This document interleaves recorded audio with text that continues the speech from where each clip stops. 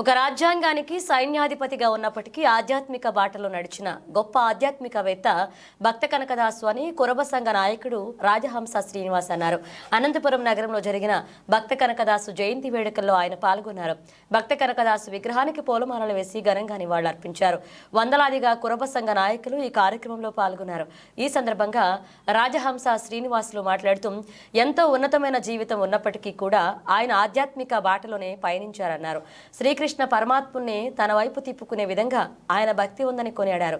రాష్ట్రంలో కురబలంతా ఆయన సూచించిన బాటలోనే నడుస్తామని తెలియజేశారు. పూర్వకుల దేవుడు దైవము శ్రీ భక్త కనకదాసు యొక్క 537వ జయంతిని రాష్ట్రంలో ఉన్న పూర్వ కులస్తులందరూ కూడా ఒక పండగలాగా చేసుకుంటూ ఉన్నారు.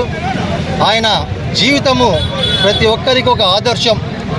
ఆయన యుక్త వయసులో ఉన్నప్పుడే ఒక రాజ్యానికి సైనాధిపతిగా ఉన్నా కూడా నాకు ఈ పదవి వద్దు, ఈ జీవితం వద్దు, భక్తిరస మార్గముతోనే జీవితం పరిపూర్ణత అవుతుందని చెప్పిన గొప్ప తత్వవేత్త శ్రీ భక్త కనకదాసు శ్రీకృష్ణ పరమాత్మునికి అపారమైన భక్తుడు. ఎన్నో వేల కీర్తనలు తన సొంతంగా రచించినాడు. ఒకసారి రచించడమే కాకుండా తన గాన గంధర్వ గానంతో శ్రీకృష్ణ పరమాత్మునే దర్శించుకున్న గొప్ప మహానుభావుడు శ్రీ భక్త కనకదాసు. అందుకనే కర్ణాటకలో ఏ కార్యక్రమం జరిగినా, ఏ పూజ జరిగినా, ఏ పండుగ జరిగినా కూడా కనకదాసు యొక్క కీర్తనతోనే మొదలు పెడతారు.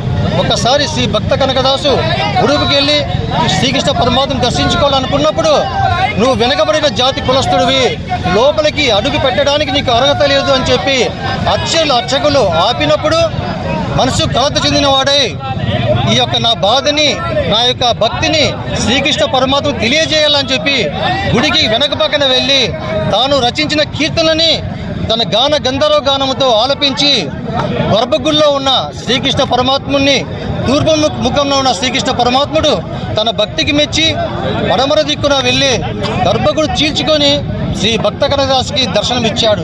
శ్రీకృష్ణ పరమాత్ముని కనకదాసు యొక్క ద్వారం గుండానే మనం దర్శనం చేసుకుంటాము.